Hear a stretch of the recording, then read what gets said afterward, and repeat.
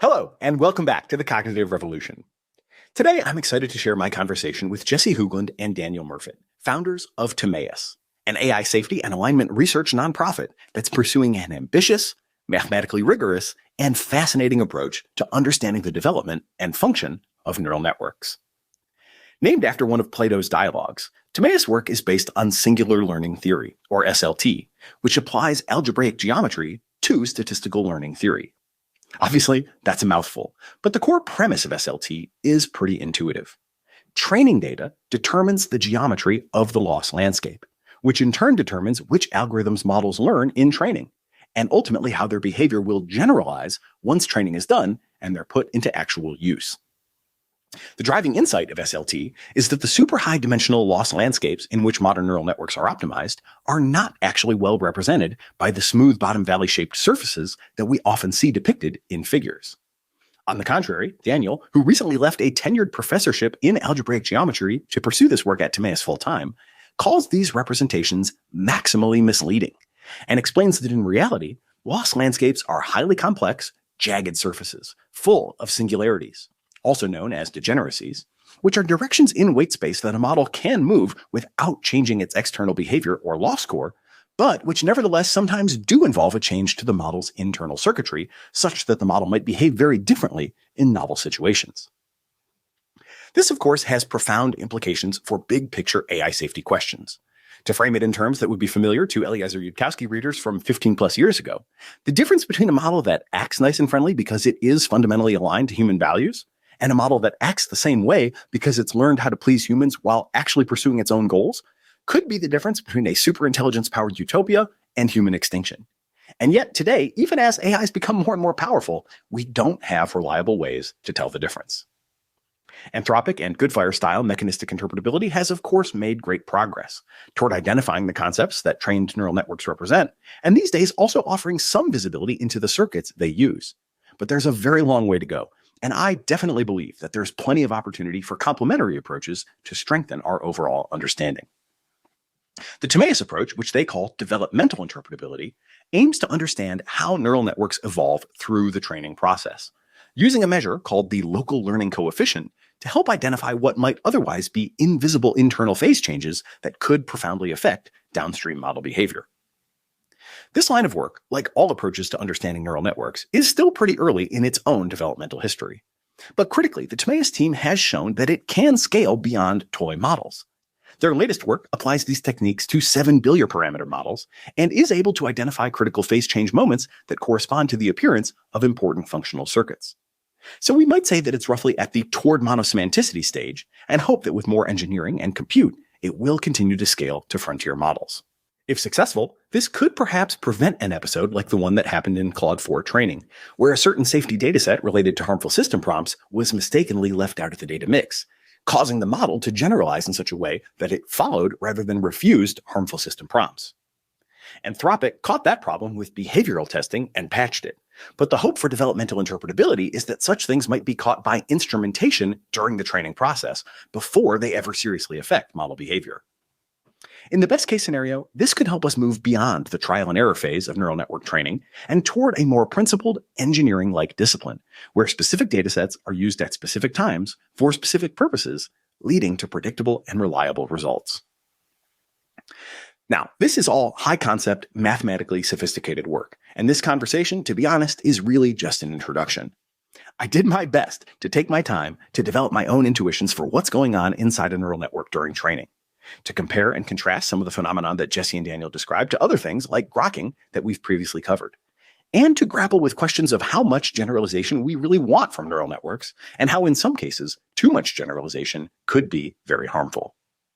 I found this conversation fascinating throughout, and while it will stretch your brain in a bit of a different way than most of our episodes, I expect that for some of you, it will immediately be among your favorite episodes that we've ever done. Now, I hope you enjoy this introduction to developmental interpretability, a new approach to understanding neural networks, with pioneers Jesse Hoogland and Daniel Murfet, founders of Timaeus. Jesse Hoogland and Daniel Murfet, founders of AI safety and alignment research nonprofit Timaeus, welcome to the Cognitive Revolution. Hi, Nathan. Thanks for having us. I'm excited for this conversation. I think I'm going to learn a lot from it. And one of the things I think is really interesting about what you guys are doing is it presents as a bit of a contrast to what I sort of see as the general kind of default approach today in the safety and alignment space, which you might call like prosaic safety and alignment methods or defense in depth. I'm always on the lookout for something that feels like it, even if it's a long shot, could really work, where really work means like give us enough of a depth of understanding and sort of a reason to believe that this approach could actually work, even in the surprising future that we may try to carry it into.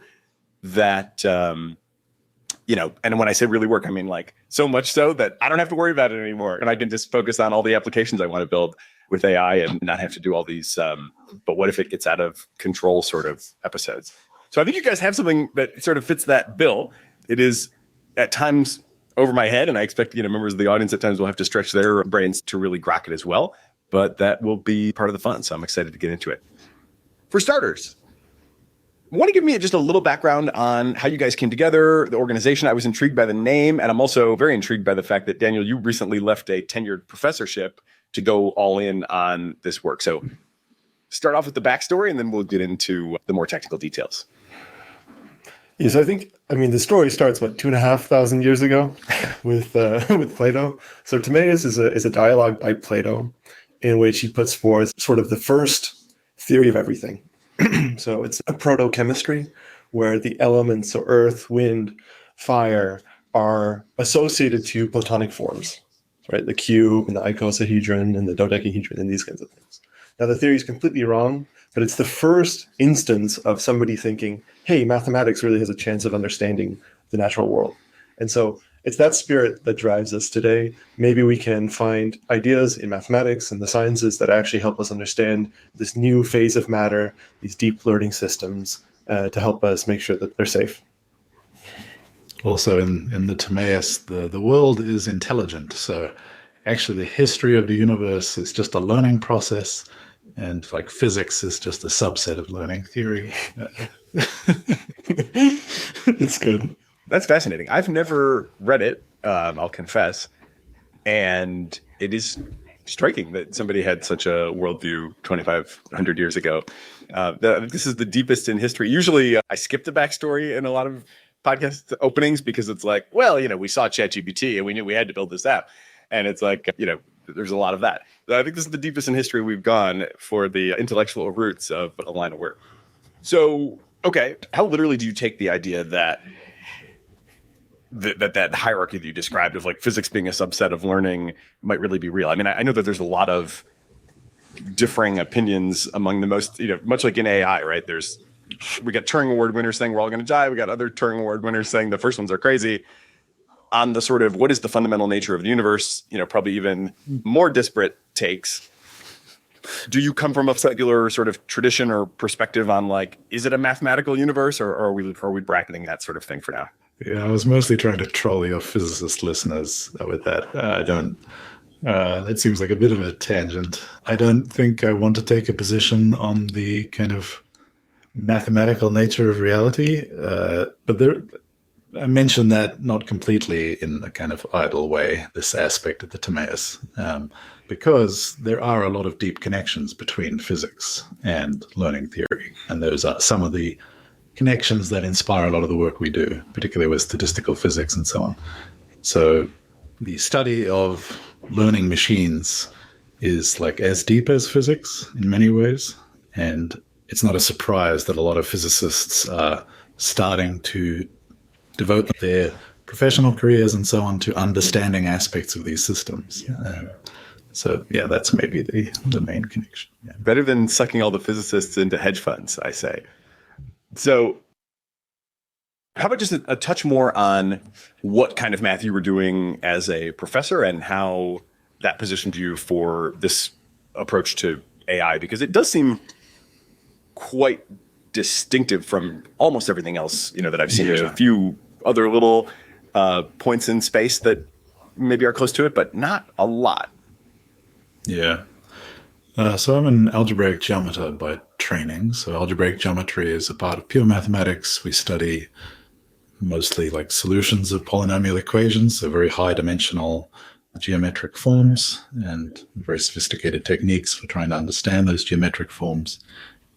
Some of it is related to the real world. Most of it is not. And most of what I did is, there were some connections to string theory at various points, which I've studied a bit. But mostly I was working on algebraic geometry, a little bit of mathematical logic. And at some point I was following the developments in deep learning, and they were very sort of interesting, but it was completely separate from my professional life. Till I encountered Sumio Watanabe's work. So he's a Japanese mathematician, the inventor of singular learning theory. And it seems kind of hard to believe, but one of the core tenets of his work is that one of the very deep parts of algebraic geometry is sort of central to Bayesian statistics. And that was kind of curious to me. And I was also aware that people were not completely satisfied with the theoretical treatments of deep learning that existed at the time. And so it sort of seemed tempting to me as an algebraic geometer to adopt this sort of language and approach to try and understand these systems. And that's sort of how I got into singular learning theory. That was a few years before I was drawn into thinking about AI safety.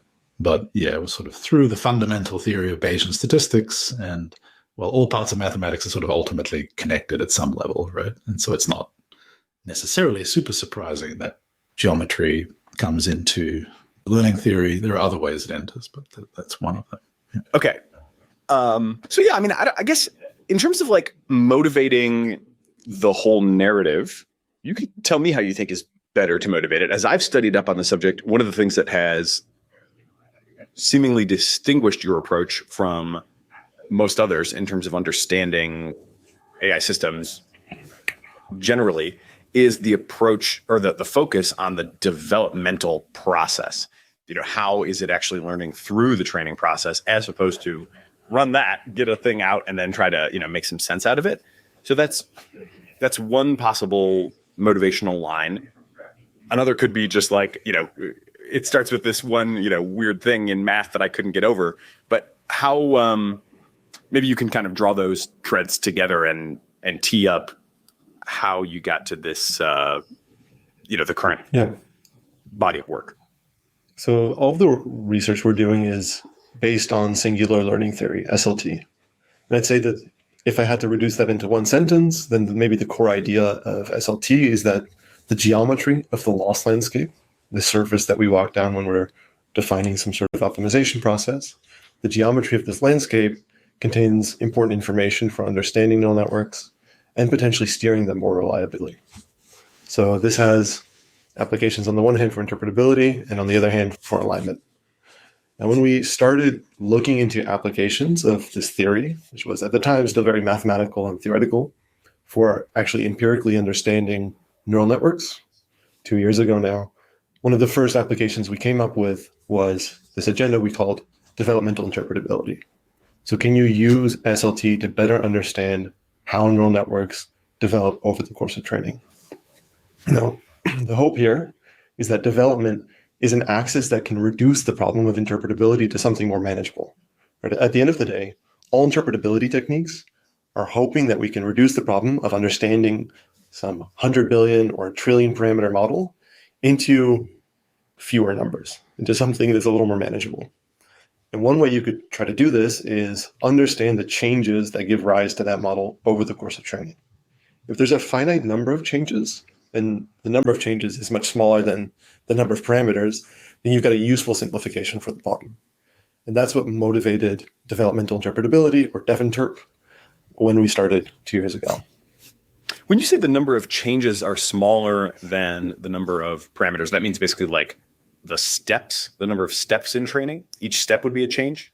Yeah, that's a great question, because one problem is if you have to understand each individual training step, this isn't a reduction, right? Because there are still billions of training steps, many, many gradients to calculate. So somehow the unit of change needs to be larger than just one training step. So what's the right unit of change here? Well, that's where SLT actually comes in, because SLT says that the right unit of change is a phase transition. So a developmental stage in biology, for example. And it's an empirical question then whether you can actually find these phase transitions and whether they actually exist at a frequency that's useful for simplifying the problem. But in the systems we've studied so far, that does seem to be the case. You can meaningfully reduce the problem by looking at these stages. Okay, that's definitely interesting. Would you make an analogy between a phase change and grokking? Yeah, so grokking would be an example of this kind of change. So typically we identify maybe two primary kinds of changes. The first, we call type A transition, involves the model becoming more complex as it learns more information. You can imagine a human develops a richer and richer mental model of the world that becomes more and more predictive and more accurate, but each additional step requires a more sophisticated model. And then you have the other kind of learning behavior, which is something like grokking, where you find a simpler explanation for the same data. So you keep the same level of performance in explaining the data, but now you gain a solution that's simpler and therefore generalizes better. And the tension between these two things gives rise to this interesting learning process in neural networks. Hey, we'll continue our interview in a moment after a word from our sponsors. In business, they say you can have better, cheaper, or faster, but you only get to pick two. But what if you could have all three at the same time? That's exactly what Cohere, Thomson Reuters, and Specialized Bikes have since they upgraded to the next generation of the cloud, Oracle Cloud Infrastructure. OCI is the blazing fast platform for your infrastructure, database, application development, and AI needs, where you can run any workload in a high availability, consistently high performance environment and spend less than you would with other clouds. How is it faster? OCI's block storage gives you more operations per second. Cheaper? OCI costs up to 50% less for compute, 70% less for storage, and 80% less for networking. And better? In test after test, OCI customers report lower latency and higher bandwidth versus other clouds. This is the cloud built for AI and all of your biggest workloads. Right now, with zero commitment, try OCI for free. Head to oracle.com/cognitive. That's oracle.com/cognitive. Build the future of multi-agent software with AGNTCY, AGNTCY. The AGNTCY is an open source collective building the Internet of Agents. It's a collaboration layer where AI agents can discover, connect, and work across frameworks. For developers, this means standardized agent discovery tools, seamless protocols for inter-agent communication, and modular components to compose and scale multi-agent workflows. Join Crew AI, LangChain, Llama Index, BrowserBase, Cisco, and dozens more. The AGNTCY is dropping code, specs, and services, all with no strings attached. Build with other engineers who care about high-quality multi-agent software. Visit agency.org and add your support. That's AGNTCY.org.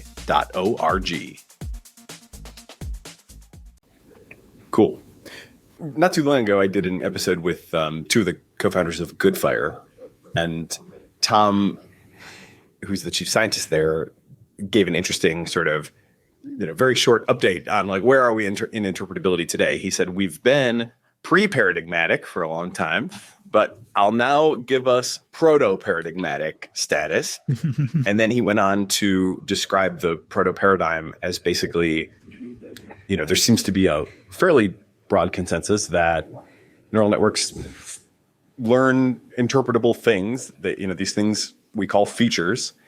They are packed super densely into parameter space using superposition, and that means the individual neurons are polysemantic. These, features are sort of almost orthogonal to each other, but not quite. And that's sort of how they're packed in. The magnitude of their activation seems to correspond to the intensity with which they are relevant to a particular context. And these features connect up in circuits across the layers of a model. Do you guys sign on to that proto-paradigm, or is there anything that you would add or subtract from it to put forward your own proto-paradigm? Yeah, maybe I'll take that one. Firstly, just to add to the discussion on the previous question. So we expect and do in fact see sort of clear phase transitions in small systems, but nobody really expects to see like hundreds of very clear step changes in the loss curve or other measurements in large models. So that's like another question, like how if this is actually an axis of reduction, how do you find that structure inside a pretty homogeneous looking global sort of coarse training process? You need some sort of other means of looking more closely or sort of tuning your detection instrument to various different kinds of frequencies to figure out what's going on. So so there's like additional information there. But yeah, to answer your question, I'm a big fan of the SAEs work, particularly of this recent work out of Anthropic and what Goodfire is doing. It's actually, in that episode, I think Tom is mentioning at some point also parameter-based methods. And sort of, I like the analogy he gave, which is to sort of think of it as, if you have a graph, you need to understand both the nodes and the edges, right? And so it's very clear that ultimately the information in the model is in the parameters, right? And there's a role for understanding what the model is doing by examining that structure. And one way of thinking about that is examining the geometry of the loss landscape. So I don't think of, say, SAEs and our approach to interpretability as necessarily like in the struggle. They're likely to inform each other. I think that if I was to make one critique potentially of things like SAEs, I mean, many people have concerns or doubts about SAEs, and there's also many people who are very enthusiastic about them. I think I'm probably on the more enthusiastic end. But if I had to make a critique, it's that there isn't really a sort of mathematical foundation under SAEs that connects it to things like generalization. So, at least not that I understand, and I don't think it exists yet. That's not to say it can't exist, and maybe we will, for example, do some work on that at some point. But if you go out and you understand what the model is doing by computing SAEs and you find circuits, it's very unclear, for example, if you were to do continual learning or you do reinforcement learning training on top of that interpretability that you did on a base model, like what the behavior that you end up with after you continue to train, the relationship of that to the interpretability examination that you did before. Just because it really isn't clear what the relation is between the structure you found in the SAEs and the sort of the data generating process or the training process. So you don't know how stable it is to that. I can imagine empirically it actually is quite stable. So when I expressed this concern at some point to Chris Olah, and his response, if he doesn't mind me passing this on, is that, well, if you understand circuits through SAEs and then you have some further modification of the model, probably what's happening, so you do fine-tuning, probably what's happening is that the fine-tuning process is recruiting the representations in circuits that existed before and using them for a different purpose. And indeed, Anthropic has some work looking at features before and after fine-tuning, and I would say it's consistent with that interpretation. So I think you can give an empirical answer to the question of, like, how do SAEs relate to the training process and the generating process and generalization just by kind of like empirically going out there and checking and seeing that it seems to work. I think that's reasonable. I think that isn't a path to a high level of assurance necessarily that we might hope to get. And so when people talk about generalization in connection with AI safety, it's the hope that you can ground the understanding you have of the model in something that is mathematical and something that is like a solid foundation and is not purely empirical. And so our approach to interpretability, in contrast, is sort of more starting from the generalization end and working towards interpretability. And so the hope is that, and obviously we're also more about parameters rather than activations. But I mean, there are likely to be relations between these two perspectives. I mean, I can speculate on those if you want, but yeah. It strikes me that I think everybody has an intuitive sense of what generalization means, but you may want to offer a more formal or precise meaning for that. I mean, generalization at the ChatGPT user level, right, is like, I can take in anything. And it seems, as Ilya once said, like, the amazing thing is I talk to the AI and I feel I am understood. Like, that's maybe, the sort of mundane utility, short form story of generalization. Then there's like the grokking generalization where you go from this sort of memorization to algorithmic. And I suspect you're going to generalize that to your sets of generalizations. How do you mean that?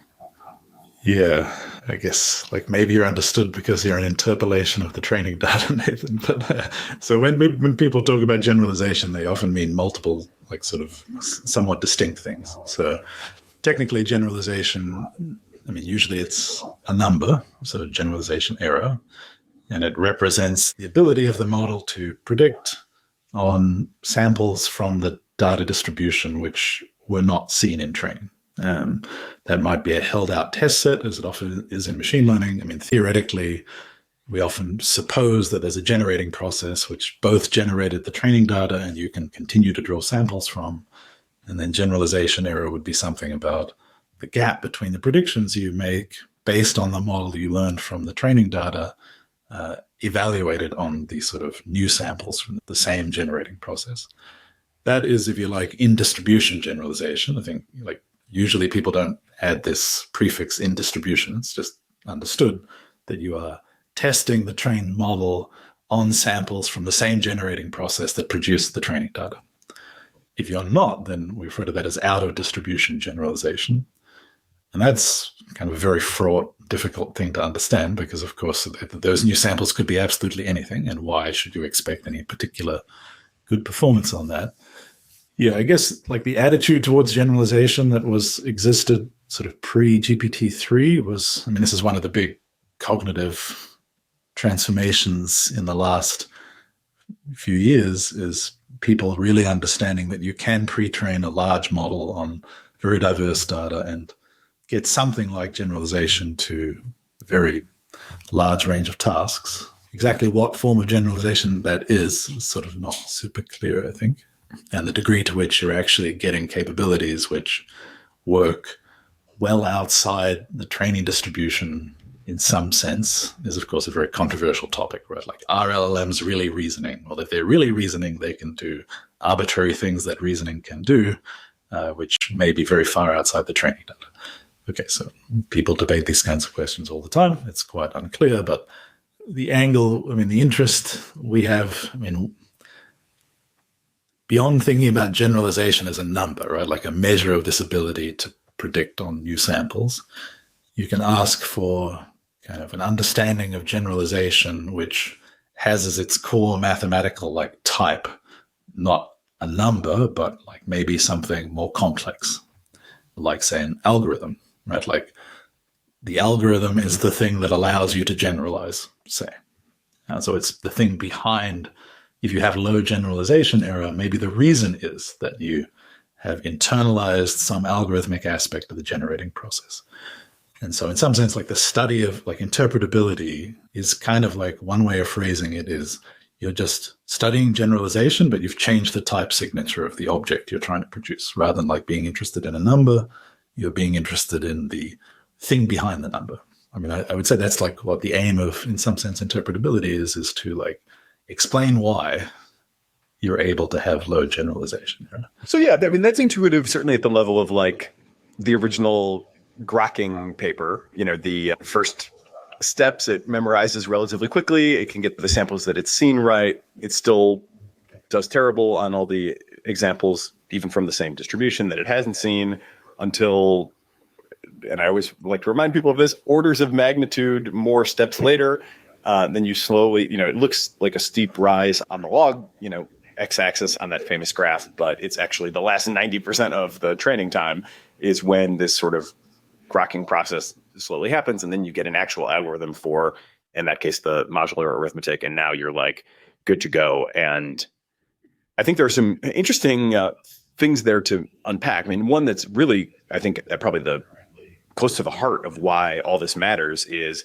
it has been shown that there are multiple different ways to grok that problem, right? And we know now that, I think this came out of Max Tegmark's group, if I remember correctly, there's like the sort of trigonometric way, and then there's like the pizza slice algorithm, and you know these both like get the right answer, but they perform quite differently. Maybe that doesn't matter in that particular case, but obviously you can imagine learning very different algorithms to solve the same problems, especially as we go into a space colonization mode, or you know trying to put these things into an online learning environment.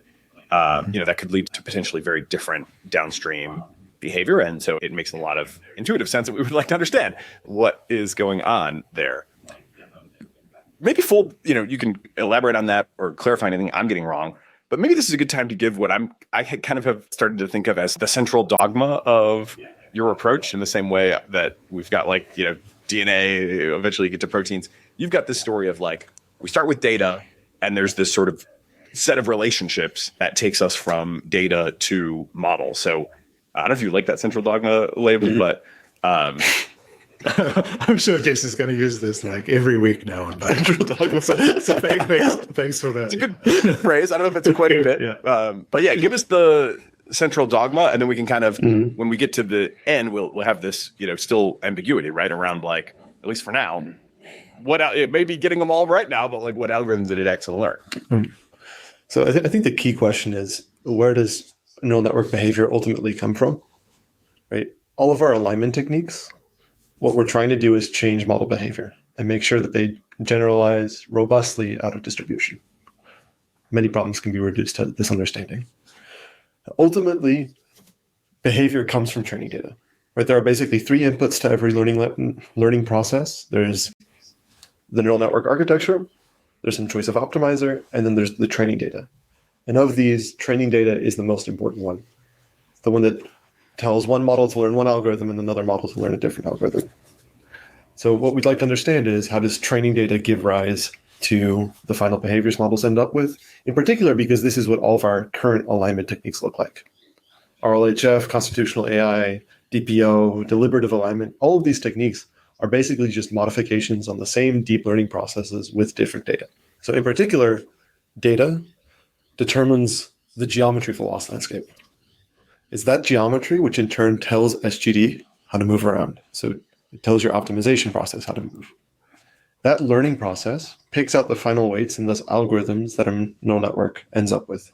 And it's the structures in those weights that determine how models generalize and thus whether they're aligned or not.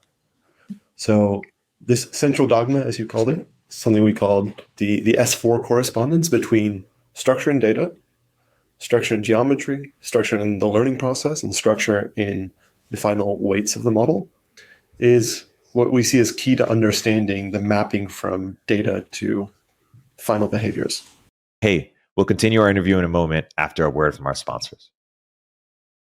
It is an interesting time for business. Tariff and trade policies are dynamic, supply chains squeezed, and cash flow tighter than ever. If your business can't adapt in real time, you are in a world of hurt. You need total visibility, from global shipments to tariff impacts to real-time cash flow. And that's NetSuite by Oracle, your AI-powered business management suite trusted by over 41,000 businesses. NetSuite is the #1 cloud ERP for many reasons. It brings accounting, financial management, inventory, and HR all together into one suite. That gives you one source of truth, giving you visibility and the control you need to make quick decisions. And with real-time forecasting, you're peering into the future with actionable data. Plus, with AI embedded throughout, you can automate a lot of those everyday tasks, letting your teams stay strategic. NetSuite helps you know what's stuck, what it's costing you, and how to pivot fast. Because in the AI era, there is nothing more important than speed of execution. It's one system, giving you full control and the ability to tame the chaos. That is NetSuite by Oracle. If your revenues are at least in the 7 figures, download the free ebook, Navigating Global Trade, 3 Insights for Leaders, at netsuite.com/cognitive. That's netsuite.com/cognitive. And so what do we know in general about the loss landscape? I mean, we've all seen many one-dimensional loss curves of just loss dropping over time. You mentioned earlier, that may, especially in larger models, that I've always kind of understood that as there are probably lots of little grokking moments happening in there and phase transitions, but because they're also aggregated up, we can't see them at that scale. And then we've also seen many two-dimensional, visualizations of loss landscape. And I honestly have no idea whether when I look at something that looks like a well in a two-dimensional space, if that is leading to look at those pictures. Yeah. Yeah. Is that so? So yeah, I mean, I don't put too much stock in my intuition for that because I'm just I don't know, is two 200 billion? I don't know. It seems quite different or plausibly quite different. What do we really know about loss landscapes today? Yeah, I think to go back to algebraic geometry briefly. So in one or two or three dimensions, you can use pictures and use intuition from pictures. But once you go to higher dimensions, your intuitions are not like a reliable guide to how to think about these objects. And so that's where you sort of try to bake your intuitions in the lower dimensions into mathematical forms which continue to work, right? And that's, in some sense, what geometry is. I think these pictures of, if you draw a two-dimensional, like a surface picture of a lost landscape, the way you do that is by choosing two directions in a very high dimensional space and then plotting you take that little plane and you're plotting the loss like as a function of the coordinate on that plane, right? One of the things you're with probability 1 going to do if you choose a random slice like that is not see, for example, the degeneracy that is the thing that determines the generalization according to singular learning theory. So in some sense, those pictures are maximally misleading when it comes to generalization. I'm not saying they're not useful, and they're certainly pretty, but in many cases, the actual relevant geometry looks more like a bunch of planes intersecting in some kind of crazy way. That's what the level sets look like. So if you think about if you take a kind of valley and sort of a picture of valleys in a lost landscape that you'd usually see, the level sets where you just look at the set of points at given height above the floor, so a set of points with a given loss, will be kind of, if you think about it, like the edges of the valleys and so on will have some sort of like nice smooth shape, right? And then if you go to the very bottom of the valley, you'll eventually just get a single point. And this is not like the level sets of the lost landscapes. And there's actually two things you could mean by lost landscape. I'll have to disambiguate in a second. The level sets of those landscapes are not smooth shapes like that. They're very complex geometric forms with lots of intersecting lines, lots of high dimensional things that are kind of gnarled up in various ways.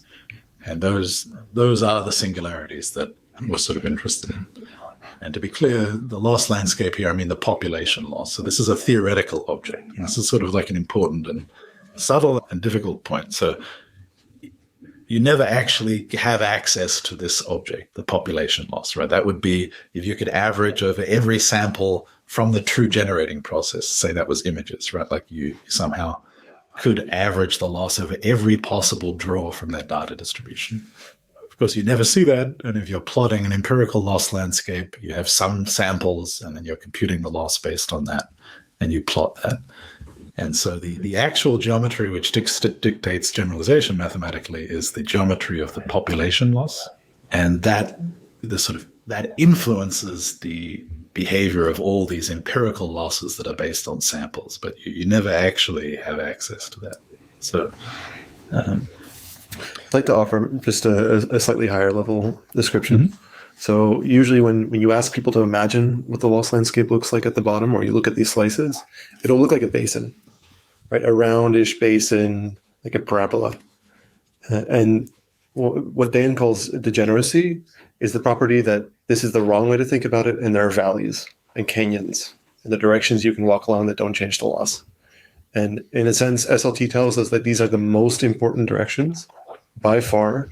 It's, in a sense, the number of valleys that you have that determines how well your model generalizes. If there are more valleys, then you can perturb your weights, you can change your implementation without actually changing the function that you've implemented. And that means that your function is actually simpler. Right? Simple functions can be implemented in more different ways. And then through an Occam's razor kind of argument, it's the simplest function which generalizes best. You can actually make this statement very precise using SLT. I definitely want to unpack a little bit. First of all, it is just a good reality check on all these visualizations that what you're actually doing when you're training a model is you're taking the gradient and you're just taking a step in that gradient direction, and you have no actual landscape around you. It's not like you're being guided broadly by this like high, resolution object that you're sort of finding your way down. You're just literally one point in time, take a step, and hopefully that was a good step, but it could have even been like a bad step, right? I mean, you have not a lot of guarantees there. Then The next thing around the degeneracies, I have a lot of questions around that. Probably some of them like fairly ignorant. I guess one like really basic one is just, how do I know that this even exists, right? I mean, because you mentioned the sort of challenge of like, we don't have the actual full, let's say, I don't know if platonic is too loaded of a term, this sort of idealized it's a fine term landscape from the, idealized full data set. Mm-hmm. Since we don't have that, then I'm not exactly sure how we establish that there is this direction that we can move, because it's not like we can say, hey, look, here's 5 inputs. I change this parameter. Nothing changes on the output. We're done, right? Like, how do we know that this actually exists? Or I feel like I'm sort of missing some like caveat or constraint on how this is formulated. So yeah, question. Yeah. Please deconfuse me if I'm capable of being deconfused. Yeah, I mean, there's a few ways into that. One is to study very, very simple neural networks where you can actually figure out the population loss in closed form. And that's where Watanabe started. So you can take, this is kind of decades ago, so he was studying like 10H networks rather than kind of modern neural networks. But you can take like one hidden layer 10H networks, for instance, and actually just like for a very kind of synthetic data distribution that you can understand, and then you can just write down, like do the integrals, figure out what the population loss is. And then you can actually study these degeneracies, see that they're real. They don't have any interesting relation to the data because the data is not interesting, because for interesting data, you can't actually do that calculation, right? But in these kind of very synthetic settings, you can actually show what the degeneracies are and do various calculations and see that, study the theorems which connect generalization to geometry explicitly in examples. And there's numerous examples, including for neural networks, albeit these simple ones. You can do things that are a bit more related to current practice. So one of the papers we wrote looked at so Anthropic did this work on the toy model of superposition, very interesting. And there's an actual, so there's a small autoencoder, and you can actually do the integrals there as well. So you can write down and get the actual population loss. You can study its geometry. We did that. We computed these degeneracies, and you can actually see that the training process is governed by these degeneracies in the way the theory says. And so that's, again, like not a super interesting data distribution. And so the degeneracies, it's quite complicated what's going on ultimately. But that's a case where you can actually find out what the degeneracies are. And that's kind of like the interesting form of degeneracy. There's kind of a boring autodegeneracy, which maybe it's worth getting out of the way, which is just kind of like scaling symmetries and so on. So if you have a ReLU, you can scale up the input and down the output by any real number, right? A positive real number. So that's a way of changing the weights that doesn't change the function that's computed. And so you have a lot of degeneracies like that. So anytime you have two matrices being multiplied inside a network, so like in attention, you have QK, like the query and key matrix are multiplied and various other matrices are multiplied. Whenever you have structure like that in your model, you can, of course, like take those matrices that are being multiplied and, for example, just scale the first one up and the second one down by the same factor, or put any invertible matrix in between. So multiply the first matrix by so on the left by some matrix and the other matrix on the right by its inverse. And you haven't changed the outputs of the network, but you have changed the weights. So you have many degeneracies like that. Those are not uninteresting. For example, with the QK matrix, this degeneracy will have like an impact on, for example, the kinds of functions that that part of the network will tend to learn. So it's like non-trivial, even though it's a little bit like on its face a bit boring. But there are other kinds of degeneracy which emerge sort of in a more overall fashion, which can't be pinned down to individual kind of obvious forms of degeneracy like that. Okay, so you can do it in toy cases. You can see some examples like these products of matrices where it has to arise. But then it starts at some point, the bigger you make the model and the more interesting you make the data distribution, it stops being feasible to do theoretical calculations and it becomes an empirical question. So maybe I'll come back to that in a moment. There is one more kind of theoretical thing you can do, which is you can invent toy models of what you think are the key ingredients in a more interesting model. So there are various papers which have looked at, for example, transformers, doing in-context learning, and you sort of abstract out some of the annoying details in real transformers, and you come up with like a closed form formula, some function of the parameters which you think models well what transformers are trying to do. So there's Sachs's lab, Andrew Sachs has made a career out of doing this very beautifully in many different settings, not specifically for transformers, across many different settings. But there's a recent paper which looks at in-context learning for transformers and actually comes up with kind of a toy model, a sort of explicit potential, some function, some loss function, which describes that. And you can see the degeneracy in that function, for instance. So that's another way of trying to get at it. But if we're talking about like algorithms in models and trying to back those out of weights, so far I don't think there's a very clear toy model of that in that form. It'll be interesting. I don't think it exists yet. And so it becomes an empirical question. Can you go out and extract signals of that degeneracy from information that you get from these empirical losses? The theory says you can do that, and that's kind of what a large part of what we do. To come back for a moment to Sure. the link between degeneracy and generalization. So, what one of the core theorems of SLT says is that you can link a sensitivity analysis in weights. So this is the question: if I perturb the weights a little bit, how much does the loss increase? You can link this sensitivity analysis to a sensitivity analysis in data. Right? So if I change the data distribution, how much is my loss going to go up? And it's that link which gives us, first of all, a link between structure inside of the model, because structure is reflected inside of the geometry of the loss landscape, to generalization and potentially out of distribution generalization. So now you can look at, if I apply a small local change to my data distribution, I upweight some distribution, for example, GitHub code data versus Wikitext, which parts of the model become active, which directions in the loss landscape respond most to this. And it's through this connection between structure, geometry, and data that we are developing these tools for interpretability. Okay, I need to dig in on that a little bit more. Again, one maybe like ignorant question around the nature of these degeneracies. I certainly get what you're saying in terms of like some of them are just in a sense trivial. You can scale one thing up, another thing down, and you get the same thing. So that's obvious. As you get to these large scale things, it feels almost like accidental to me. It feels super contingent. But then you had made the statement that they govern the training process. And I realized like, I actually don't know really what that means.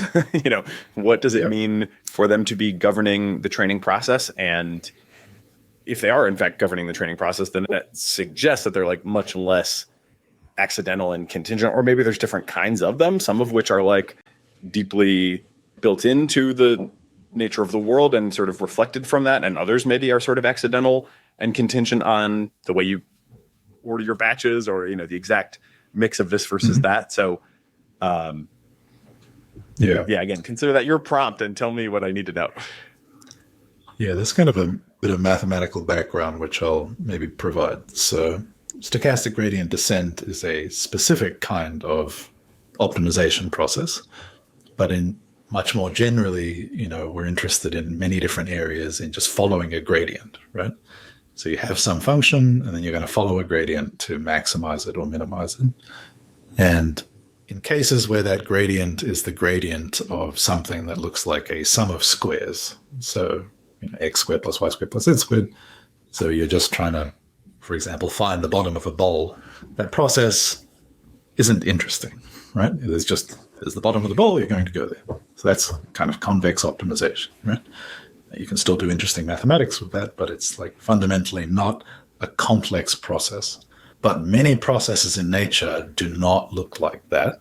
And that's why there's like a field called nonlinear dynamics. So more generally, if you're trying to follow a potential, so imagine a surface and it's covered in little arrows, right, that tell you which direction you're going to go. So that's the gradient of some fixed potential. So potential is just a general term for a function whose gradient you're going to follow. So you have this kind of vector field, all these arrows pointing in various directions. It's a fact about dynamical processes that the places where the gradient vanishes organize the trajectories. So in 2 dimensions, maybe that seems a little counterintuitive, but you could think about it like this. So if instead I go back to 1 dimension, so let's just take a curve, and now the places where the gradient vanishes are the maxima and the minima, right? Or the saddle points. And I mean, I taught calculus for many, many years. And a large part of the course is teaching people to classify the minima and the maxima because, the other points in the curve are kind of boring, right? Like you want to understand some function, like a cost function, you want to know where it's maximized or where it's minimized. What it's doing, like at some random point on the curve, is completely irrelevant. Like you just want to know where the maximum and minimum are. So that's an instantiation of the principle that if you're trying to understand a function, you are often looking for the places where interesting stuff happens, and those are maxima and minima in 1 dimension. And in higher dimensions, they're singularities. So they're places where the gradient is 0 in all directions. Now, you can never get there because no trajectory that starts from outside the singularity ever arrives, and if it's at the singularity, it never leaves. But still, if you follow a random trajectory following a potential, and there's like some singularity somewhere, it's going to do something around it, and like this will dominate the behavior. So the trajectories will tend to approach it and then escape in some particular direction. So the singularity is organizing the set of global trajectories. And that's a kind of informal statement, but there are formal statements that you can use ideas from topology and sort of, so that there's ways of making that more precise. So that's a general principle, and it applies for learning with SGD just as much as it applies to any of these other systems in physics to which people would apply this principle. So that's like a general rationale for caring about critical points or singularities. These are almost synonymous. So that's a reason for caring about those as the organizing principle for dynamical systems and learning in particular. Now, like what it looks like for an actual learning process in deep learning to be governed by singularities. Yeah, I mean, that's sort of like, in really interesting cases where there's kind of like a model doing interesting stuff it's a very complex question. But in simple cases, you can see that, like this toy model of superposition work I was describing earlier, the columns of the weight matrix, so you can visualize those columns as vectors in 2 dimensions. So there's 2 rows of this matrix and some number of columns. You can just plot those columns as vectors, and then you get sort of shapes like a pentagon or a square or a hexagon, connect the vertices of those vectors. And then moving between the neighborhoods of these critical points literally corresponds to like growing a leg or contracting a leg and rearranging the other ones in some particular way. So there's, if you like, the sort of growth process of the structure of the network is dictated by the movement between neighborhoods of these 2 different singularities. So that's in a very simple case. In a more complex case, I think it's not so clear how to think about that. And these singularities aren't like isolated things where there's like one singularity here and normal stuff in between. In a large model, there's kind of singularities everywhere, and it's not well understood. I'm almost envisioning a sort of fluid dynamics type of thing where the point that we are in parameter space kind of speeds up when it gets around the drain, but then maybe spins out and goes slower as it has some like wider orbit. And probably a lot is lost in that, but that's at least the visual that's coming to mind. There's this, you can visualize the function in function space of like a small language model. And there's some parts of the trajectory that actually look like it's orbiting around some particular kind of mode of prediction. Yeah, so like that kind of image is appropriate. So do these singularities, I mean, in a simple cost function as you're describing, maximize it, minimize it, whatever, it's very clear what that point means and why we're, trying to identify it in the first place.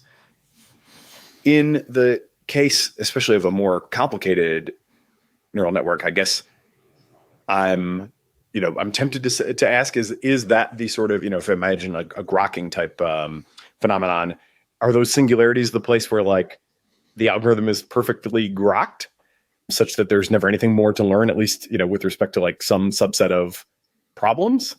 Or is that reading too much into the nature of the... Think of the singularities as different ways of solving the problem, like different kinds of solutions at a given level of loss. So if you're at a given point in the loss landscape, different kinds of singularities correspond to different ways of predicting on the data you've seen so far. Jesse, maybe you want to say a bit about the ED stuff? Yeah, I think it's an interesting one. Maybe I'll say one more thing about this. Right. So coming back to generalization, one thing we're worried about is your model might learn two algorithms that look identical from the training data, but one of them generalizes in a way that you don't like, and one of them generalizes in a way that you do like. Okay, so how do you distinguish them? Well, what Dan's just saying is that maybe if you look at the neighborhood in loss landscape, they actually have different geometries associated to them. And so this is the sense in which reading this geometry gives you information about what kind of algorithm do you actually end up with. And so what Dan was referring to as ED stands for essential dynamics. This is a paper we put out earlier this year, where you can train a neural network, a transformer, to do in-context linear regression. So you can give it XY, XY, XY samples and ask it to predict the Ys from the X's, where each Y is generated from a simple linear transformation of the X's plus some noise. Okay, so what happens is the model, if you train it on lots and lots of different samples of this, will learn to do regression over the course of context. However, what you can do is you can vary the number of distinct tasks that the model is exposed to during training. If you expose it to many different tasks, it learns regression. If you only expose it to a few different tasks, it'll memorize those tasks, and it won't learn the regression solution. It'll learn this memorization solution. Now, which solution the model ends up with varies as you vary these two, the complexity or the diversity of the number of tasks. And you see a phase transition where the model initially memorizes and then eventually learns this other solution. But the selection process between these is something you can actually try to understand with singular learning theory. So each solution has an associated performance and complexity. Memorization is always better at performance than this regression solution, which I call the generalization or meta-learning solution. Generalization solution, however, is simpler past a certain level of things that you have to memorize. And so what happens is the simplest solution roughly occupies more volume in parameter space and is therefore easier to find. And so you notice this phenomenon where the model will first learn the generalizing solution, the simple one, before moving to the memorization solution. You can classify exactly which kinds of dynamics qualitatively you should expect to see based on this trade-off between performance and complexity, where complexity is reflected in the degeneracy of the loss landscape.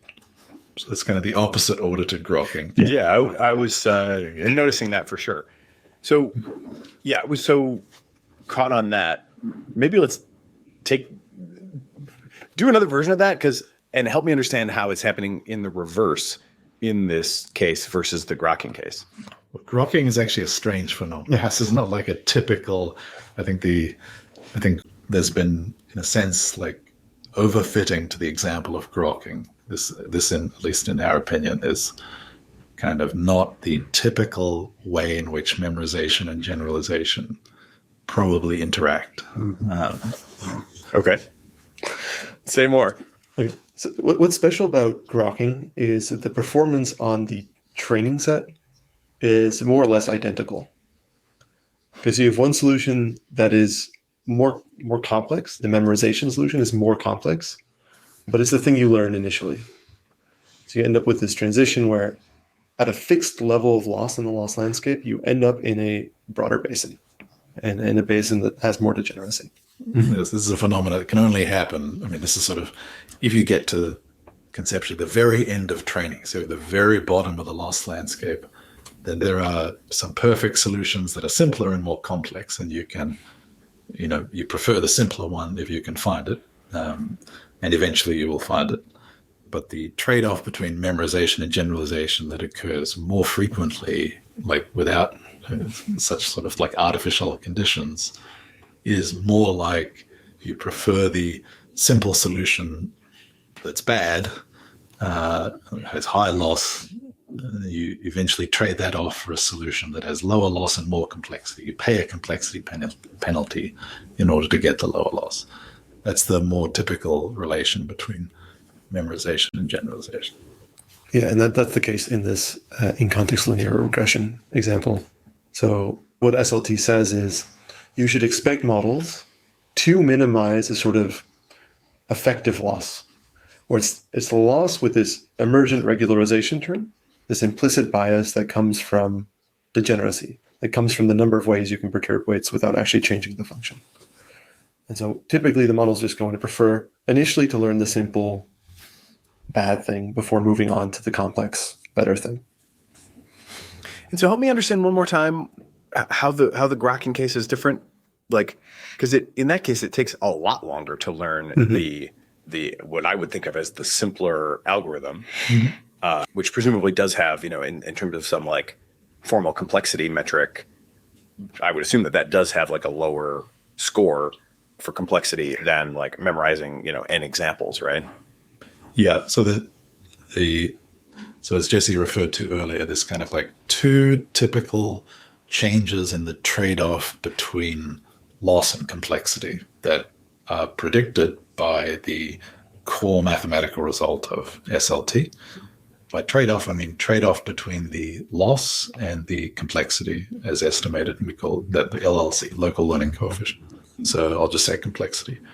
So one way you can, like a preferred trade-off, is to pay the penalty of increasing the complexity by lowering the loss. That will decrease what's called the free energy, which determines which solution is more preferred from a Bayesian statistics point of view. So that's what we sometimes refer to as a type A transition. That's like that's just like learning, right? Like you learn more stuff, you get better. Okay. But there is another way to decrease the free energy, which is to like decrease the complexity at a fixed loss. So this is what we refer to as a type B transition.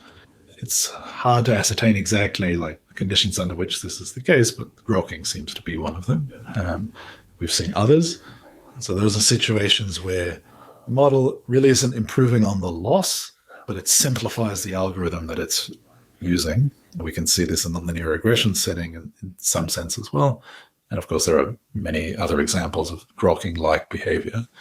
But yeah, so that's the underlying principle is you should decrease the free energy, which is a sum of two terms, one to do with the loss and one to do with the learning coefficient. And you're allowed to increase one of those terms if you decrease the other one enough. That will decrease the free energy. That's normal learning.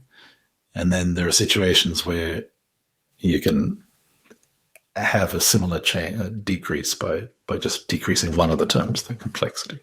So one thing that's jumping out at me is like, in general, right? Obviously people can do all sorts of variations on this, but the sort of vanilla setup is you're just minimizing the loss.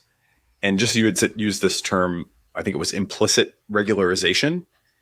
So if I'm sitting, looking at my single, loss function and trying to drive it as low as I can, I understand what like weight decay is when it comes to, and that's like one form of this sort of regularization, right? But if I understand you correctly, you're saying that there is some sort of natural pull that is happening, even if I am from an external perspective, just minimizing loss, that is moving me around in this complexity space and prefers simpler solutions. But I don't have an intuition as of now for why or like how that's happening if I'm not like taking an active step in the learning process to enforce that. So you can imagine asking the question, what happens if you randomly drop yourself somewhere in the loss landscape?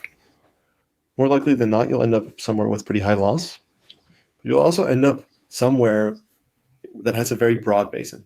Right? There are many different ways you can perturb that solution that'll leave the loss basically the same. And so generally, as you move down the loss landscape, it's going to be easier to find the solutions that occupy a greater volume. And the main thing that contributes to the volume is the degeneracy, so the number of valleys. It's just easier to find canyons that have more valleys than it is to find very narrow nooks and crannies. And this is the sense in which you get this emergent, implicit regularization from the structure of the loss landscape. I could do this all day in terms of just sitting here trying to visualize these things and asking you to help deconfuse me. And I think we have a lot of those listeners too, though I probably need to be somewhat disciplined about how many more of those kinds of questions I ask. This sort of seems to connect very fundamentally to like double descent, right? Or kind of, just these sort of, maybe just riff on double descent for a second. And then I definitely want to take a moment and also really zoom out, right? I mean, it's all fun and games and modular arithmetic and, toy problems to motivate the entire thing. And I'll probably put this in the intro. The sort of canonical safety worry is you can't necessarily tell the difference between a superintelligence that has your best interest at heart and one that doesn't. And, you have a hard time, you may have a real hard time in many ways if you can't make that distinction as you get to more and more powerful systems. So there's the double descent thing, but then let's do the zoom out and kind of, talk about the biggest picture worries that we have. And then I also think, maybe we should kind of start to go toward like, what is the path for you guys from here with this this research agenda? We've seen from Anthropic, I would say, and others, of course, from toy models of superposition 2.5 years ago, like really an unbelievable amount of progress, in my view. Yeah. Obviously, a long way still to go. But if you'd told me then that we'd be here now, I'd be like, that's really amazing. And it has struck me that, one of the big things that has gone into that has just been like a ton of compute. And I don't have an intuition yet for whether that is sort of a similar trajectory that you guys think you will follow, or if it is going to be a more, sort of eureka moment to go, to recall the Greeks again, driven process. So a lot there, but double descent, if you want to say anything about that, what are the biggest, if we zoom out to like, not toys, but the real things that we're really worried about. And how do we sort of go from these toy model understandings to, starting to tackle that, hopefully on relevant timelines. Yeah. So regarding double descent, there's various kinds of double descent. So there's double descent with respect to training samples. There's double descent with respect to model size. I think nobody has systematically attempted to study double descent with singular learning theory yet. We haven't really tried. I think partly because it just doesn't look that mysterious when you have approached the problem from the mathematical perspective that we do. It isn't mysterious that models with many parameters can generalize well. And in terms of an intuition, is this another one of those dimensionality things where when I see a hill, I'm like, boy, it looks like a lot to climb over that hill. But when I'm in 200 billion dimensional space, there's always kind of a way to like wind my way through it.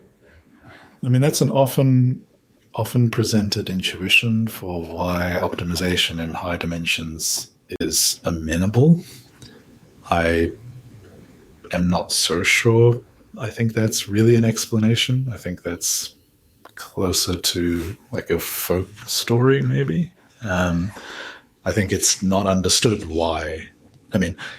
Just having a large model with lots of parameters, like you can, of course, find things that don't optimize well that have lots of parameters that aren't neural networks, right? Or you can get the neural networks configured badly and they won't train very well. So there remain many mysteries about why large neural networks can actually find well-performing, well-generalizing solutions. Singular learning theory doesn't resolve all those mysteries, right? But it does at least give you a mathematical framework from which you're not surprised that there can be models with lots of parameters which do well and predict well and generalize well. So I think I don't really have a clear answer for you on double descent. Maybe one of your listeners wants to think more about it. We haven't put a lot of effort into it. There is a story in, you can think about double descent with respect to training samples and see that You can back out a picture that looks somewhat like the double descent curve from generalization curves that are associated to one of these kind of transitions I was describing earlier. So potentially there's an explanation there. I don't know. I'm just worried that at some points we've gotten too deep into the technical details. So if I can take a chance to like re-clarify or restate some things I've said earlier. Yeah, sure. Try to anchor that more. Okay, so big picture, we want to end up with a friendly AI. And we don't understand enough about what's going on inside of the model to currently make any kinds of guarantees of this model is aligned, this model is not aligned. They can exhibit the same behavior in training and then generalize differently when deployed. And so for me, the basic premise of interpretability is understanding model internals to a sufficient degree that we can disambiguate these two cases and that we can understand generalization. And SLT tells us that we can look at the geometry of the loss landscape. We can look at how structure is reflected in this geometry to start getting at this question. We have this principled link to in-distribution generalization. That's a starting point for developing a theory of out-of-distribution generalization and understanding better what happens in the case of SGD. So on the interpretability side, what this looks like in practice is you can probe a bunch of points in the loss landscape, apply small perturbations to your model, hit it with a hammer, and see how it responds to that probe, to that small perturbation. And this tells you something about what's going on internally. And this is the basis for starting to extract information about model internals from geometry.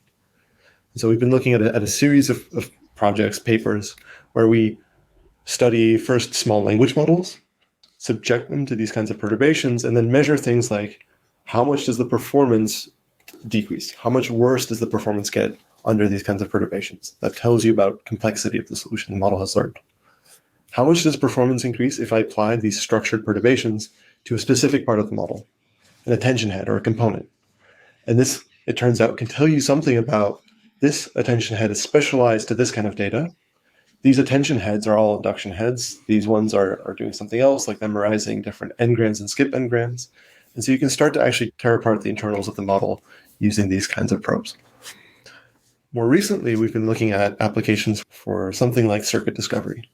So in a principled way, can you associate the components of the model with patterns and data and do this attribution from what structures the model ends up with to the data that activates that structure?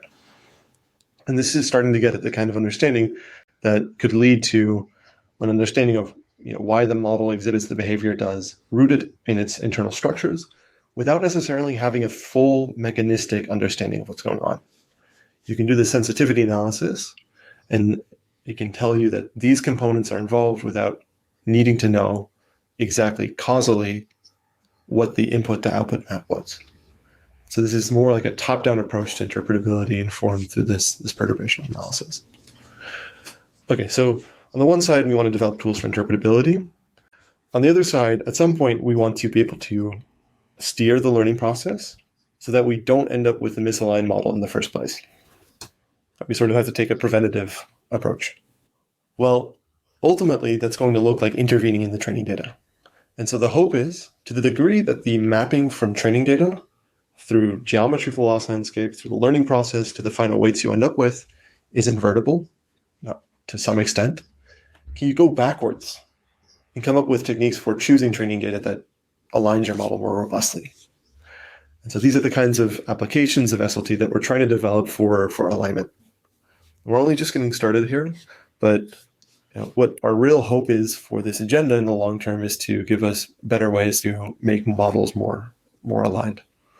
So are those sorts of like bell ringing exercises? I'm imagining as you try to scale this up to larger and larger systems, you would maybe be running experiments like, if we add some noise, like how often do we see behavior that we didn't want? Or, it sort of has some maybe connections to like AI control type ideas too. Like how often does the thing take the bait? If we set up a situation where there's some bad thing that it could do, how often does that happen with different perturbations? And the less it happens, maybe the like more aligned we are. Is that the sort of measurement that you would imagine taking? Yeah, I don't think I'm going to bite on that particular proposal, but if you think that you can elicit something about the structures in the model, which at the end of training, you have some understanding, produce the concerning behavior, and trace the origin, to go back to the developmental perspective again. If you can trace the origin of those structures and behaviors to some kind of pattern in the data, then you can try and intervene on that, using your understanding of that pattern, intervene at some earlier point to shape that structure differently. Now, obviously, that's, for a complex behavior and very complex internal structure, an ambitious thing to attempt, right? And so that's one of the reasons why some progress on interpretability, from our point of view, is essential to unpacking that, right? So if you imagine some complex mechanism which is producing the undesired behavior, well, you're not just going to, I think it's naive to pretend you're just going to find like the be good samples out there and like throw those in the training process at 12,000 steps and be like, be good, be good. I don't think that's sufficiently fine-grained. But if you have some understanding of how that complex behavior came together, right? So this mechanism, how it was shaped over development and what factors went into that shaping, then it's not crazy to imagine that there's something analogous to morphogens. So morphogens, this is a sort of umbrella term that refers to factors in development of biological organisms that shape when things happen or what things happen, right? There could be particular molecules or proteins, and these dictate the way that development works in biology, right? And if you insert the right morphogens at the right time, you can change the outcome of development. And so this is like maybe one guiding analogy for why it makes sense to hypothesize that if you understand the developmental process well enough, you might be able to intervene at various points strategically to change the outcome. And indeed, that's how synthetic biology works, right? You understand the development process, you understand the morphogens, some parts of synthetic biology. And then you can program the development in a way you prefer. One question on just the nature of overgeneralization. Is reward hacking an example of overgeneralization where the model has sort of, what we wanted to specify was some richer concept than the signal we gave, and so it sort of has gone too far in understanding the true nature of that signal beyond what we meant it to be, and so that's why we see reward hacking? Fair? I think could be. I think there's like a bucket of things that are, reward hacking has a technical definition under which the answer to your question is no. So like the technical way that people would introduce reward hacking is simply to say that it has found a way of getting more reward than the solution you intended, right? So that's purely about the reward, which is somewhat analogous to the loss, right? So like that's not really about complexity. That's just about getting more of the actual explicit target of the optimization process. So under that definition, the answer to your question is no, like reward hacking is not an instance of this trade-off we were referring to earlier, which you're terming overgeneralization. However, it could very well be, I think, that instances that we are currently referring to as reward hacking are perhaps partly a trade-off in favor of a simpler solution rather than the one we intended. I don't claim to have evidence for that, but I would maybe hypothesize that. But yeah, I think you're sort of referring to one of the hypotheses we have for one of the ways in which dangerous behavior could arise, which is somewhat different to the usual story of how dangerous behavior could arise from sort of over-optimizing a reward target, which is, to go back to the experiments that Jesse was referring to earlier very briefly. So there was a simpler solution, which was ridge regression. In theory, if you train long enough, you should always switch to memorizing the data because the optimization pressure wants you to get the lowest loss possible. The lowest loss possible is to memorize the data. If you can, right? Like typically, like training a GPT model, you just can't memorize the data, so you have to generalize and so on. But if you can memorize, that's like the best thing to do, given the training signal. But what we see actually in that experiment is that in many cases, the model sticks at the generalizing solution and never switches to the memorizing one. So that's a situation in which if you imagine the loss landscape, and to just draw a curve with my hand, despite my complaints about that earlier. So if you imagine like at the very bottom of the loss landscape, there's the thing that the training data actually specifies as the optimal solution. That in this case, you can prove mathematically is to memorize the tasks. But there is a higher loss but simpler solution, which doesn't memorize but does some more general thing. And training can get stuck there forever, even though this is the global minimum. I mean, I say forever. Obviously, we didn't train forever, but it seems like it would stay there forever. And this is a sort of, I think, a good heuristic to have contra some of the normal stories about AI risk, that it may be that you don't get what you ask for. You don't get what you try to specify in the training data. You get a simplification, you get a heuristic, you get an approximation, which is not what you intended or expected. That could be good, it could be bad. So I think mostly in the context of AI safety, people have an intuition that actually the simpler thing will be better, right? Because they have just to communicate an often told sort of way of thinking about this. If you imagine the model becomes scheming, becomes a kind of scheming agent, even though you didn't optimize for this. So it's trying to do the task. It has structure in its weights to do the task. And then it needs to like tack on some additional structure to take over the world, right? And because that would be more complex than the solution that just does the task, then, okay, and we have a simplicity bias. That's great because we have this very strong pressure to remove this additional stuff that is going to be dangerous. That very well may be a reasonable way of thinking about it.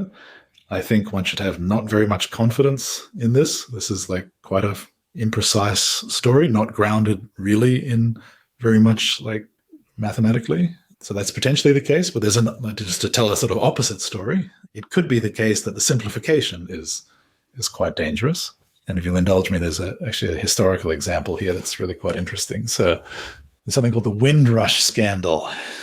So the UK in the 1940s, I think, allowed citizens of the British Empire to come and settle in the UK without really any documentation. So many people came to the UK, I think primarily from the Caribbean. Then in the 1970s, they switched the laws. So they started insisting that people have documentation of their citizenship in order to access services. And these people who came as part of this program didn't have the relevant documentation, and some of them were deported, and many bad things happened. And there was an investigation, a sort of scandal in 2018, I think, looking into this. So this is a case where you have a policy, which is like, obviously the intended policy of the state is not to like deport people who it let into the country earlier, right? But when you follow that policy, the way it's actually implemented at the kind of street level is a simplification of the original intent. It's this kind of very brute judgment call at the level of the street level bureaucrat, and that's what this kind of phenomenon is referred to, street level bureaucracy, which is a simplification of the thing that the original policy was trying to specify. And this ends up having unintended consequences, which are negative. So I think there's a case to be made that in AI safety, we should also be quite concerned about what happens if the behavior we are specifying at great expense by collecting training data ends up being like some kind of simplification in various ways we don't anticipate of the intended target behavior in ways that are like undesirable. Yeah, seeing like a state and seeing like a model, maybe more similar than different than certainly relative to what I had conceived of previously. I think I maybe have two more questions. One is, I've heard Jesse kind of tell the story in the past in other fora around like maybe model training in the future could look more like refining oil does today, where it's a very sort of, you start with a big mess, but you can sort of figure out exactly what components need to be added when. You have a sense for when these phase transitions are happening, and you have just a much more precise level of control over that process. I'd love to hear a little bit better version of that story than what I just offered.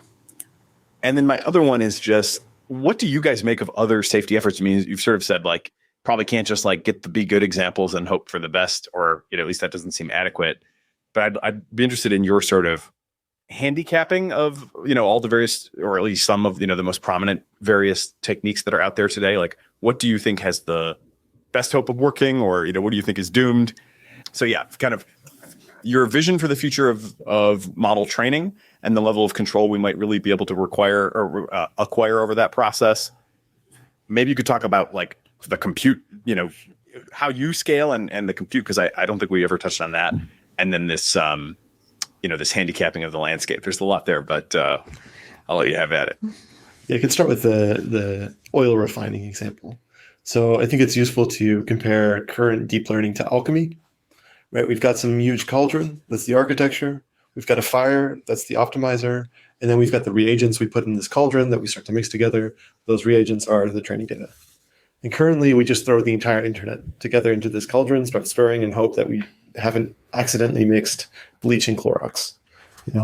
Okay, so what we have in mind for the future of training looks something more like industrial chemical manufacturing, where you know exactly which reagents you're mixing together at what concentration, at what point in the process, and with what catalyzers and ingredients. And this level of control is not something that's accessible to us right now, but it's something that we're already empirically starting to develop. So we have splintered the post-training process into a bunch of different stages. There's, chain of thought RL1. There's a second stage of chain of thought RL. There's a little bit of instruction fine-tuning maybe somewhere. There's constitutional AI1. There's the second stage of constitutional AI just for the personality, then maybe some more refusal training. Similarly, on the pre-training side, this process is being split into multiple stages so that we're developing an empirical understanding of how to better control the learning process. Now, what we think is possible is that you could develop the kind of scientific understanding to actually know when you should mix two samples in a batch together to get the desired behavior out the other end. And this will give you more control over the entire process and what you end up with. Just to interject one example of that struck me recently with the Claude 4 system card. There was this, I'm sure you've seen this anecdote. It hasn't been very deeply explained, although Sam Bowman talked about it a little bit online. They reported having observed that the model was following harmful system prompts in a way that surprised them. And then, they're trying to figure out why. Sure enough, it turns out that they had omitted the sys prompt harmful data set, which had been developed specifically to teach the model what to do when given a harmful system prompt. And so you have the, sort of simpler solution of always follow the system prompt is what it ends up learning for lack of that, curb being included as it was meant to be. Interestingly, from my perspective, they did not go back and retrain. I think there's a lot. I'm still kind of unpacking, like, what exactly should I be inferring about the world on multiple different dimensions from the fact that, they didn't just say, oh, shit, we messed that up, like revert and pick up, where that thing was supposed to be introduced and kind of continue on. Presumably that means it was happening somewhat earlier in the process than, some very late finishing stage. Presumably it also means they have constraints at Anthropic in terms of either compute budget or timeline to launch for competitiveness reasons or whatever, that, there's a whole interesting analysis to be done there too. But that's at least one of these sort of, very recent and like concrete examples where, without necessarily a full theory to drive it, that is starting to kind of emerge. And, you better make sure you get those data sets in the right place at the right time, or now it honestly seems like we have sort of a Claude. I had a little private conversation with somebody at Anthropic just to ask for clarification on this. And they basically said, we're confident we got the value of that data set in the end. And I was also so I'm like, okay, that's interesting. I sort of believe you, and you definitely know more than me. At the same time, how can you be confident? Like, what do you even, on what basis could you have any confidence about that other than obviously poking at the model a lot? But I mean, that's the sort of confidence, I guess, that you hope to create in the process of continuing to do this work. Yeah. I mean, I think it isn't an unreasonable expectation on behalf of like all of our civilizations about to be transformed by this technology to have it be somewhat more of an engineering science and somewhat less of a big, like, not that it's, I mean, it's not like nobody understands anything, right? Like the data mixtures that are selected and the order that they are selected is like empirically very finely tuned. Lots of effort goes into that. Selecting hyperparameters has some underlying theory to it. So, lots of people and lots of money is being poured into deep learning, obviously. So it's not completely incomprehensible. But I think most people would agree that it would be highly desirable to have it be much more understood and much more like other aspects of engineering, which we submit to safety engineering than deep learning is currently. That seems hard to disagree with, I would say. That's not an easy thing to do, especially in a short period of time. To come back to your question about scaling and the situation we're in vis-a-vis kind of where Anthropic was with, say, SAEs a few years ago and so on. I mean, I think this analogy seems pretty apt to us. I mean, I think it's been quite a difficult path to get from sort of fairly pure abstract theory to validated in real systems. And then, I mean, now we're just starting to do things like circuit discovery. We can find induction circuits and some simple things like that in a kind of unsupervised way. Does seem like there's, scaling to do. And that's one of the main things that now remains, at least to get up to a point where we're finding sort of complex internal structure. In terms of compute, that's a little difficult to say. I mean, the compute overhead of computing SAEs, for instance, where you train the SAEs, and that's very expensive. Our compute burdens are going to be in different places, but I imagine it's still very substantial to try and understand large models. We don't really, we have been studying models like up to 7 billion parameters and so on. We can definitely use more compute. If a listener has compute to offer, please. Yeah, that's right. And maybe something to add here. So in particular, if you have more compute, you can draw more samples, apply more perturbations, and that gives you a finer signal about what's going on inside of the model. And so we expect that generally, we will be able to translate more compute into a finer understanding of structure.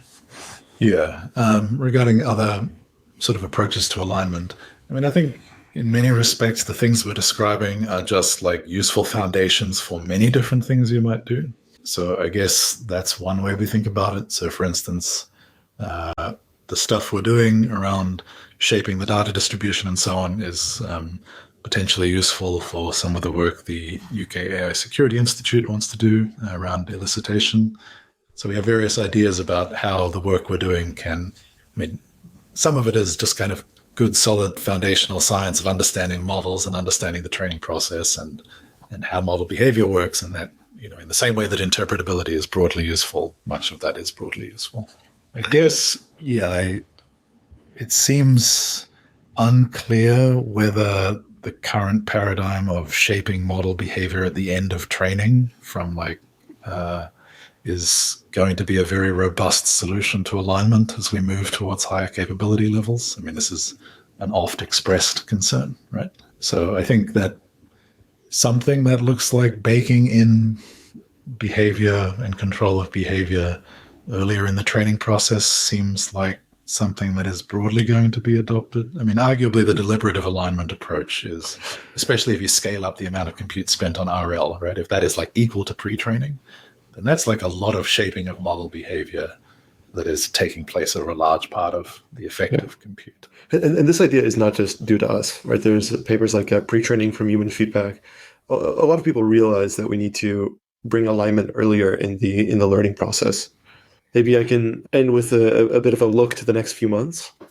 So currently what a lot of our effort looks like is scaling techniques up to larger models and starting to just run lots of experiments at larger models. So we've validated these circuit discovery techniques in small 3 million parameter language models. Now can we do this in 7 billion parameter language models? We think this is quite likely to work by the end of the year. On the alignment front, we're starting to do our first experiments in terms of applying these techniques to try to steer the learning process. So this is still early days. We'll probably have early signs of life by the end of the year in small language models. And then we're developing these applications for things like elicitation, data attributions. So there's a singular learning theory extension to influence functions that you can study. It gives us ideas about, again, influence of samples on other behavior, and trying to use these kinds of applications to really validate that SLT and the techniques we're developing have something to offer that goes beyond existing techniques. That's where we're headed. Cool. I love it. This has been fascinating. I appreciate you indulging me in so many little side questions and attempts to develop my own intuition. And I certainly think the big picture need for a proper developmental understanding of how these AIs are forming and any theoretical basis at all for what they're going to do when they get into a truly out of distribution situation is badly needed, and especially as we get closer to 2027 and beyond, is going to really help me sleep well at night. So to quote my dad, who often quotes Leslie Nielsen from Airplane, good luck, we're all counting on you. Anything we didn't touch on you want to leave people with real quick? Yeah, I guess if you want to learn more about singular learning theory and read about some of the papers we discussed, some of the papers we didn't discuss, you can go to our website. That's timaeus.co, timaeus.co. There's also a Discord server link there. So that's in particular the place to learn more. And we have a weekly seminar and plenty of opportunity to get engaged with the research going on. Cool. Yeah, I've typed it wrong more than once myself. So it's timaeus.co. Yeah. And it's a brain stretching exercise, at least for me and probably for most of us. But I've definitely enjoyed stretching my brain in this way. So look forward to future progress. We can do a check back in maybe in a year's time or whatever and see how much we've closed the gap on all these important questions. But for now, I will say, Jesse Hoogland and Daniel Murfet, founders of Timaeus, thank you for being part of the cognitive revolution. Thank you, Nathan. Thank you. It is both energizing and enlightening to hear why people listen and learn what they value about the show. So please don't hesitate to reach out via email at tcr@turpentine.co, or you can DM me on the social media platform of your choice.